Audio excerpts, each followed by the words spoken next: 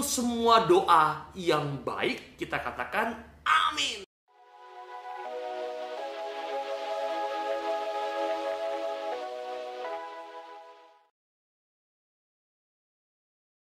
Halo, saya Romo Gandhi. Kita ketemu lagi dalam cerita Mogan.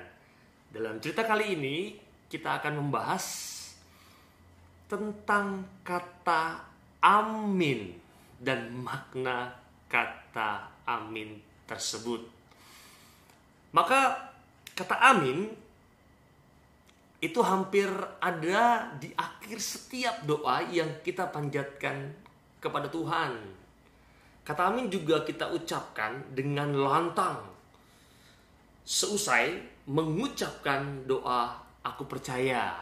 Apalagi mengucapkan doa Salam Maria, mengucapkan doa Bapa Kami, dan banyak doa yang lainnya pun diakhiri dengan kata amin. Nah, sebenarnya kata amin itu berasal dari kata apa? Nah, kata amin dalam bahasa Indonesia diserap dari bahasa Arab dan diartikan sebagai terimalah, kabulkanlah, demikianlah, bahkan hendaklah. Dan kata ini mengandung makna yang serumpun dengan bahasa Arab, yakni bahasa Ibrani yang juga menggunakan kata yang sama dengan makna yang sama, yakni apa? Pasti, sungguh, benar, dan jadilah demikian.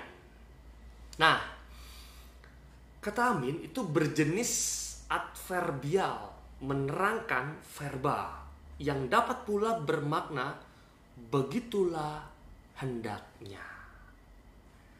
Kata Ibrani amin berasal dari kata kerja aman, yang artinya percaya, yang artinya memercayai. Dan dari akar kata inilah terbentuk kata iman. Itu berarti secara etimologi iman adalah memercayai sesuatu dan aman pada sesuatu, tetapi juga sebuah sikap konfirmatif amin yang artinya juga benar, jadilah demikian, pasti dan sungguh. Dalam ya. Maka kata kerja aman dalam bahasa Ibrani juga berarti untuk menjadi teguh, untuk menjadi tetap, dan untuk dapat dipercaya. Ini yang kita tangkap dalam Yesaya 65 ayat 16. Kata itu diartikan sebagai setia dan merujuk kepada siapa? Kepada sifat Allah yang juga setia. Demikianlah Elohei amin diartikan sebagai Allah yang setia. Elohei amin, Allah yang setia. Dalam perjanjian baru kita mulai masuk secara biblis. Kata amin lebih memiliki konotasi kebenaran dan kesetiaan. Dan sering juga diterjemahkan sebagai dengan sungguh-sungguh.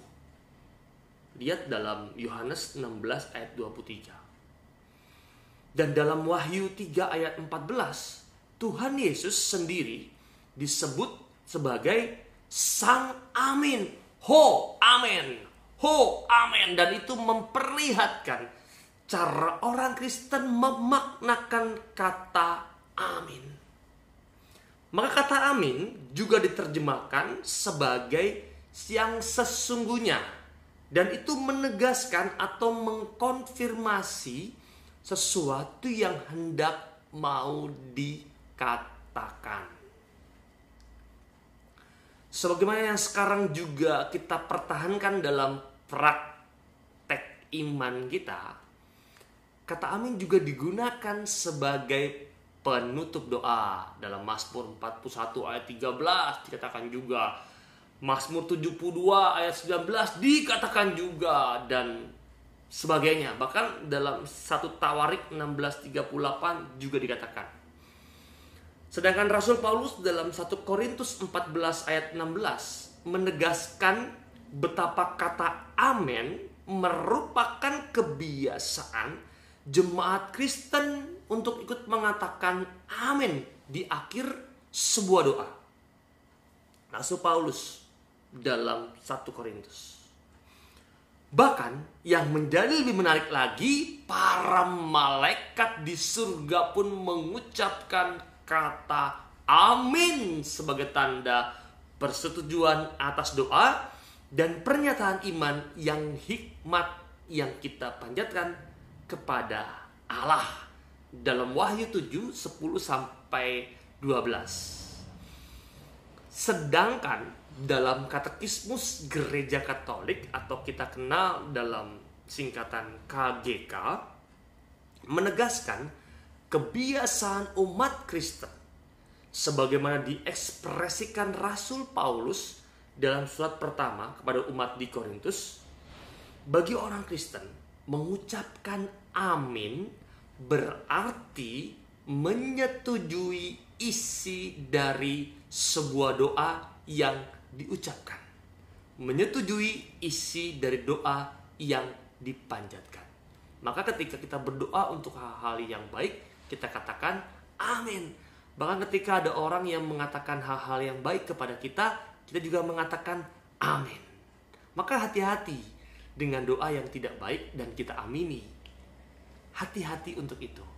Dan mengutip Santo Cyrilus dari Yerusalem, KGK juga menegaskan, pada akhir doa kamu mengatakan amin. Dengan perkataan amin, artinya juga semoga itu terjadi. Kamu mengesahkan isi doa yang diajarkan.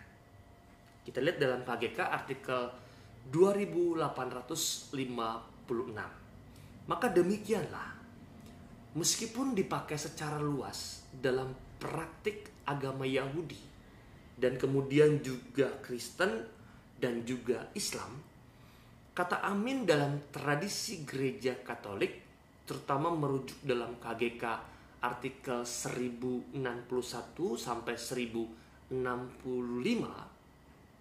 itu menonjolkan 3 makna yang mau menggambarkan iman umat Kristen kepada Allah Bapa dan kepada Sang Putra. Apa saja 3 makna itu?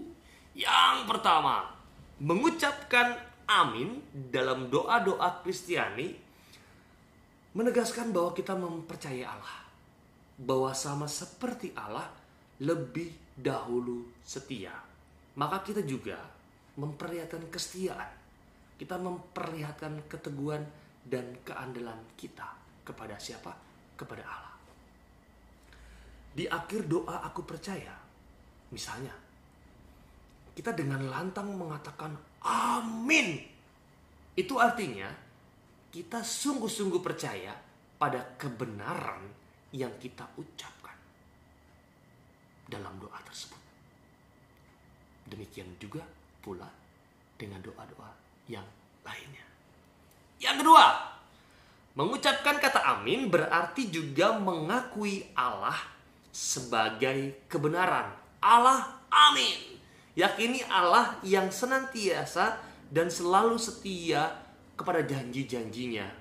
Yang karena kesetiaan itu, Dia telah menganugerahkan anaknya yang tunggal kepada kita untuk menebus dosa kita dan memulihkan hubungan kita yang terputus karena sebuah dosa. Itulah sebabnya mengapa hanya Yesuslah yang disebut sebagai amin. Ia adalah amin dari cinta Bapa yang definitif terhadap kita. Ia mengambil alih dan menyelesaikan amin kita kepada Bapa.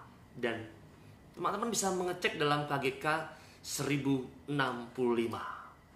Dan yang ketiga, Makna yang ketiga yang mau ditonjolkan dalam artikel Katekismus Gereja Katolik itu adalah mengikuti Santo Yohanes Paulus II dalam Ecclesia de Eucharistia. Mengucapkan kata amin itu sama dengan tanggapan Maria ketika menerima kabar dari malaikat Gabriel bahwa ia akan menjadi bunda Allah. Dengan begitu, setiap kali kita mengucapkan kata amin, entah itu sesudah mengucapkan sebuah doa, entah itu menanggapi sabda Allah, atau sewaktu menyambut tubuh Tuhan pada waktu komuni, sikap iman kita adalah dan seharusnya sebuah penyerahan diri dan keterbukaan diri supaya Allah berkarya dalam seluruh hidup kita. Dan ditegaskan dalam Katekismus Gereja Katolik 1064, hidup keseharian Kristen itu merupakan amin atas aku percaya dari pengakuan iman pembaptisan kita. Hidup keseharian Kristen lalu merupakan kata amin atas aku percaya dari pengakuan iman pembaptisan kita. Demikianlah kata amin memiliki makna yang sangat mendalam, baik dari segi arti kata maupun dari segi biblis. Karena kita tuh sering mengucapkan kata amin dalam praktik keimanan kita. Maka sebenarnya kita juga harus mengingat dan tahu makna yang tersembunyi di balik kata itu. Bukan sekedar amin, amin, amin, amin, amin, tetapi amin yang tanpa makna. Dan itulah ekspresi keimanan dan penyerahan diri kita secara total kepada Allah. Bahwa hanya dialah yang kita percaya dan kita andalkan. Itulah juga ekspresi iman kita kepada Yesus Sang Putra yang telah menyelesaikan seluruh amin kita kepada Allah. Dan dengan perantaran Roh Kudus mempertahankan ikatan iman kita kepada Allah. Maka untuk semua doa yang baik kita katakan amin. Untuk setiap ucapan yang baik dari orang lain kepada diri kita, kita katakan amin. Dan untuk cerita mogan yang baik, kita juga katakan amin. Demikianlah sekilas tentang makna amin. Maka perdebatannya bukan apakah harus mengatakan amin di akhir doa, tetapi amin mempunyai makna yang dalam. Semoga terbantu, semoga dapat memaknai kata amin yang juga sering kita ucapkan. Saya Romo Gandhi, kita ketemu lagi dalam cerita Mogan yang selanjutnya. Salam.